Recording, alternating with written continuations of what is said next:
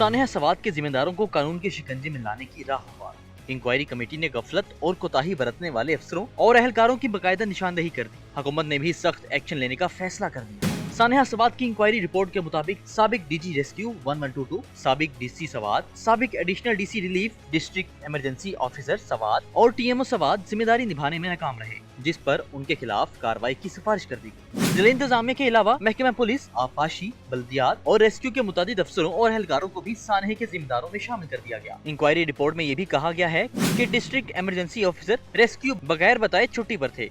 Police दफा 144 पर सही तौर पर अमल दरामद कराने में नाकाम रही और FIRs काटने में कमजोरी दिखाई गई। जराये के मुताबिक वजीर आला खैबर पख्तूनख्वा अली अमीन गंडापुर ने इंक्वायरी रिपोर्ट की रोशनी में कोताही के मुर्तकिब अफराद के खिलाफ तादीबी कार्रवाई की मंजूरी दे दी। इस सिलसिले में चीफ सेक्रेटरी खैबर पख्तूनख्वा की सरबराही में एक कमेटी भी बना दी गई है, जो न सिर्फ इंक्वायरी रिपोर्ट की सिफारिशात पर अमल करेगी, बल्कि मुस्तकबिल में ऐसे किसी भी सानहे से बचने के लिए हुकूमत को नई हिकमत अमली भी बना कर सानहा सवात के जिम्मेदारों को कानून के शिकंजे में लाने की राह हमवार। इंक्वायरी कमेटी ने गफलत और कोताही बरतने वाले अफसरों और एहलकारों की बकायदा निशानदेही कर दी। हुकूमत ने भी सख्त एक्शन लेने का फैसला कर दिया। सानेहा सवात की इंक्वायरी रिपोर्ट के मुताबिक साबिक डीजी रेस्क्यू 1122, साबिक डीसी सवात, साबिक additional DC relief, district emergency officer Swat और टीएमओ सवात जिम्मेदारी निभाने में नाकाम रहे, जिस पर उनके खिलाफ कार्रवाई की सिफारिश कर दी गई। जिला इंतजामिया के अलावा महकमा पुलिस, आबपाशी, बल्दियात और रेस्क्यू के मुतादिद अफसरों और एहलकारों को भी सानहे के जिम्मेदारों में शामिल कर दिया गया। इंक्वायरी रिपोर्ट में ये भी कहा गया है कि डिस्ट्रिक्ट इमरजेंसी ऑफिसर रेस्क्यू बगैर बताए छुट्टी पर थे।